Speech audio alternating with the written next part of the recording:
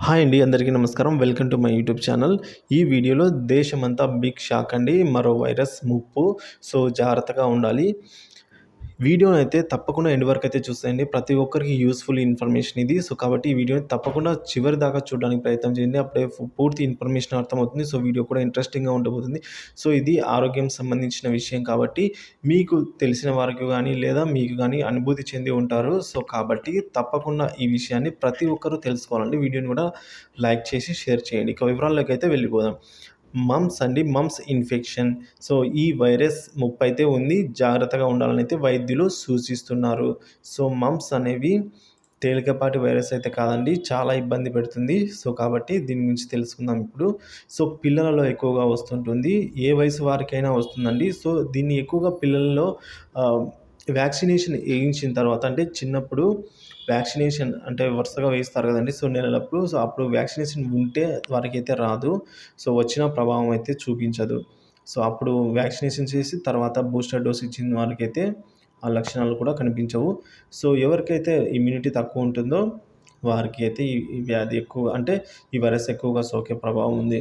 So, గత కొన్ని నెలలుగా దేశంలో వివిధ ప్రాంతాల్లో గవద బిళ్ళలు కేసులైతే నిరంతరం పెరుగుతూనే ఉన్నాయండి. ఇప్పుడు ఈ వ్యాధి తీవ్రత చాలా అధికమయ్యి రాజస్థాన్ అనే రాష్ట్రంలో ప్రకంపనలే సృష్టిస్తోందండి. సో, మీడియా నివేదికల ప్రకారం రాజస్థాన్‌లోని దౌసా జిల్లాలోని లాసాన్ ప్రాంతంలో అనేక గవద బిళ్ళల కేసులైతే నమోదయ్యాయి.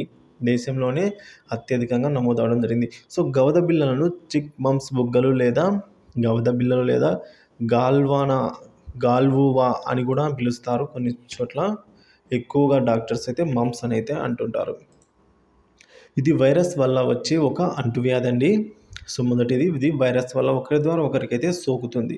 ఇటువంటి పరిస్థితుల్లో మీరు ఈ వ్యాధి సమాచారాన్ని కలిగి ఉండడం అనేది చాలా ముఖ్యం. సో, ఎందుకంటే ఈ వ్యాధి వచ్చిన తర్వాత అది అంత ఈజీగా పోదండి. సో, దానికి చాలా ట్రీట్మెంట్ తీసుకోవాలి. అందులో సైడ్ ఎఫెక్ట్స్ కూడా భారీగా ఉంటాయండి. సో, ఇటువంటి పరిస్థితిలో మీరు ఈ వ్యాధి సమాచారం గురించి తెలుసుకోవడం చాలా ముఖ్యము. కాబట్టి గవద బిళ్ళలు అంటే ఏంటి? దాని లక్షణాలు ఎలా ఉంటాయి? నివారణ చర్యలేంటి? అలాగే హాస్పిటల్‌కి ఎప్పటికెళ్ళాలి? ఈ వివరాలన్నీ కూడా మనమైతే ఈ వీడియోలో తెలుసుకుందాం. గవద బిళ్ళలు అంటే ఏమిటి అన్న విషయానికొచ్చినట్లయితే ఆరోగ్య నిపుణుల అభిప్రాయం ప్రకారం ఇది ఒక పారామెక్సికో వైరస్ అనే వైరస్‌ను కలిగి ఉంటాయండి. ఇదొక అంటువ్యాధి. లాలాజలం, నాసిక ఇన్ఫెక్షన్, సన్నిహిత వ్యక్తుల ద్వారా పరిచయం నుంచి ఒకరి నుంచి ఒకరికైతే వ్యాపిస్తుంది. సో, నాసిక ఇన్ఫెక్షన్ గానీ, వేరే వ్యక్తుల వల్ల గానీ గూడా వ్యాధి అయితే సోకుతుంది. దీని కారణంగా పరోటిక్ గ్రంథులైతే వాపుకు గురైతాయండి. ఇక్కడ పరోటిక్ గ్రంథులు ఇక్కడ చెవి కింద. సో, దీని కారణంగా ఈ సమస్య బాధాకరంగా మారుతుంది. దీని కారణంగా బుగ్గలు ఉబ్బుతాయి. చాలా లావైపోతాయండి. ఇంత లావైపోతాయి. 2 సైడ్‌లా అవ్వచ్చు. ఎక్కువగా ఒక సైడే వస్తుందండి. ఎక్కువ వస్తుంది ఒక సైడు. ఒక సైడ్ తక్కువ వస్తుంది. లేదా 2 సైడ్‌ల కూడా రావచ్చు. మాక్సిమం అయితే ఒక సైడ్ ఎక్కువగా వస్తుంది. సో, ఈ సమస్య ఒకవైపు లేదా 2 వైపులా కూడా రావచ్చు.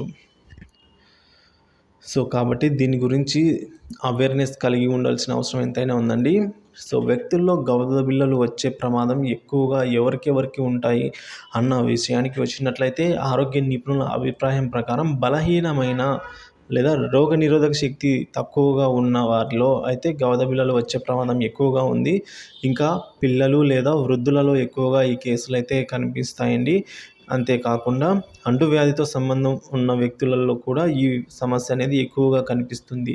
సో, ఈ పరిస్థితుల్లో శరీరం కనిపించే ఈ లక్షణాలను నిర్లక్ష్యం చేయవద్దండి. ఆ లక్షణాలు ఏంటంటే ఆరోగ్య నిపుణుల అభిప్రాయం ప్రకారమే గవద బిళ్ళల లక్షణాలు వైరస్‌తో సంబంధంలోకి వచ్చిన 2, 3 వారాల తర్వాతనే ఉబ్బడం జరుగుతుంది. సో, ఆల్రెడీ ఎంటర్ అయిన 2, 3 వారాల వరకు ఎటువంటి చర్యలు ఉండవు. సో, 2, 3 వారాల తర్వాత అది ఎక్కువయిన తర్వాత ఉబ్బుతుందండి. సో, కొంతమందిలో ఎటువంటి లక్షణాలు లేదా లేకపోవచ్చు లేదా తేలికపాటి లక్షణాలు అయితే ఉండవచ్చండి. సో, ఇటువంటి పరిస్థితుల్లో సాధారణ లక్షణాలపై శ్రద్ధ వహించడం చాలా ముఖ్యమండి. అదే చెప్పుకున్నట్లుగా ఒకసారి వ్యాక్సినేషన్ అయిన తర్వాత అయితే వచ్చే అవకాశాలు ఉండవు. వచ్చినా కూడా దాని తీవ్రత ఎక్కువగా ఉండదు. వెళ్ళిపోతుంది. అదే వ్యాక్సినేషన్ లేనప్పుడు అంటే చిన్నప్పుడు వేస్తారండి. వ్యాక్సినేషన్ అంటే చిన్నప్పుడు టీకాలేస్తా ఉంటారు కదా! అప్పుడు. ఇప్పుడు పెద్దయిన తర్వాత ఒకసారి వచ్చిన తర్వాత క్యూర్ అయినట్లయితే మళ్ళీ తిరిగి రాదండి. ఆ వైరస్‌కి విరుగుడు మన బాడీలోనే అయితే తయారైపోతుంది. సో, కాబట్టి ఓసారి వచ్చిపోయిన వారికైతే మళ్ళీ వచ్చే ఛాన్సెస్ అయితే లేవు. దాదాపుగా వచ్చినా కూడా అది ప్రభావం చూపలేదు. సో, ఈ వ్యాధి లక్షణాలు చూద్దామండి. జ్వరం రావడము, తలనొప్పిగా ఉండడము, కండరాల నొప్పి, ఏమీ తినాలనిపించదు, అలసట సమస్య, లాల గ్రంథుల వాపు, బుగ్గలు లేదా దవడల విస్తీర్ణం పెరగడము, నమలడం లేదా మింగడం కష్టము. ఇవన్నీ అయితే ఈ వ్యాధి లక్షణాలండి. సో, దీని స్టేజ్‌లో ఒకవేళ మీకు ఎవరికైనా సోకినట్లయితే ఇనిషియల్ స్టేజ్‌లోనే అంటే వెంటనే డాక్టర్‌ని వెళ్లి కన్సల్ట్ అవ్వండి. దీనికి ట్రీట్మెంట్‌గా వారైతే ఇన్ఫెక్షన్‌కి సంబంధించిన డోస్ అయితే ఇవ్వడం జరుగుతుంది. మీకు మీ పరిస్థితిని బట్టి అంటే ఈ వ్యాధి తీవ్రత అధిక మోతాదులో ఉంటే గనుక డైరెక్ట్‌గా ఇంజెక్షన్ అనేది మన బాడీలోనే ఇస్తారండి. సో, ఇంజెక్షన్ అనేది నరాల ద్వారా అయితే డైలీ ఇంజెక్ట్ చేస్తారు. అలా 3 లేదా 5 డేస్ కోర్స్ అయితే ఉంటుంది. ఇన్ఫెక్షన్ సంబంధించి ఇంజెక్షన్స్ అయితే ఇస్తారు. సో, దాని ద్వారా తగ్గుతుంది. అలాగే ఒకవేళ మీకు ఇంకా జ్వరం గానీ, సైడ్ ఎఫెక్ట్స్ ఏమున్నా గూడా వాటికి గూడా వారైతే టాబ్లెట్స్ ఇస్తూ ఈ కోర్స్‌ని అయితే కంప్లీట్ చేయడం ద్వారా అయితే కంట్రోల్‌లోకి తీసుకొని రావచ్చండి. అలాగే ఒకవేళ నిర్లక్ష్యం చేసినట్లయితే అవి పెద్దగా అయిన తర్వాత దాని సైడ్ ఎఫెక్ట్స్ అనేది పిల్లల్లో అయితే బ్రెయిను అలాగే టెస్ట్ ట్యూబ్‌లలో కూడా టెస్ట్ ట్యూబ్స్ ఉంటాయి కదండీ! సో, అందులో కూడా మనకైతే ఇదైతే వ్యాప్తి చెందుతుందండి. సో, ఒక సైడ్ గాని టెస్టికల్‌లో ఒక సైడ్ గాని అలా ఒక సైడే ఎక్కువగా వ్యాప్తి చెందడానికి అవకాశం ఉంటుందండి. సో, లెఫ్ట్ టెస్ట్ అనేది ఎఫెక్ట్ అవుతుంది. లేదా రైట్ ఎఫెక్ట్ అవుతుంది. సో, తర్వాత నయం చేసుకోవడం చాలా కష్టము. ఒకవేళ నయం అయినా కూడా దాని ప్రభావం అనేది కొన్ని సంవత్సరాల వరకైతే అట్లే ఉంటుంది. అంటే వ్యాధి పోయుండొచ్చు గానీ, దానివల్ల ఏర్పడిన పెయిన్ ఏదైతే ఉంటుందో అది ఎక్కువ కాలం అయితే క్యారీ చేస్తుందండి. సో, చాలా వరకైతే ట్రీట్మెంట్ తీసుకోవాలి. సో, నివారణ చర్యలు ఒకవేళ మీకు ఇనిషియల్ స్టేజ్‌లో ఉన్నట్లయితే ఏమేమి చర్యలు తీసుకోవాలో ఇప్పుడు చూద్దాము. ఎక్కువగా ద్రవాలైతే తాగాలి అండి. ఎక్కువగా వాటర్ తీసుకోవాలి. అలాగే గోరువెచ్చని నీటితో ఎక్కువ గోరువెచ్చని నీరే తాగాలండి. కూల్ వాటర్ అయితే అస్సలు పట్టుకోకూడదు. సో, వాపు ఉన్న చోట్ల కాపురం అయితే పెట్టుకోవాలి. వేడి నీటితో గానీ, లేదా వేడి అన్నం తీసుకొని కాపురం అయితే పెట్టుకున్న తర్వాత కొద్దిగా ఉపశమనం లభిస్తుందండి.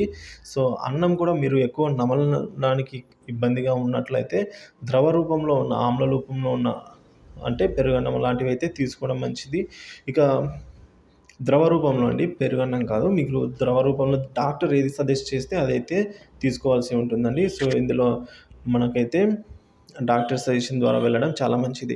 ఇక గొంతు నొప్పి గనక ఎక్కువగా ఉంటే మీరు ఈ గొంతు నొప్పికి సంబంధించి గూడా మీ డాక్టర్‌ని ఎవ్రీథింగ్ వారికి చెప్పినారంటే వారైతే దానికి సంబంధించిన ట్రీట్మెంట్ అనేది చేయడం జరుగుతుంది. సో, ఏ డాక్టర్‌ని కన్సల్ట్ అవ్వాలి అని అయితే అడుగుతా ఉంటారు. సో, మీ లోకల్‌గా దీనికంటూ పర్టిక్యులర్‌గా ఒక డాక్టర్ అని ఏమి లేదండి. సో, ఉన్నారు కానీ స్పెషలిస్ట్‌లు ఎవరైనా చేస్తారండి.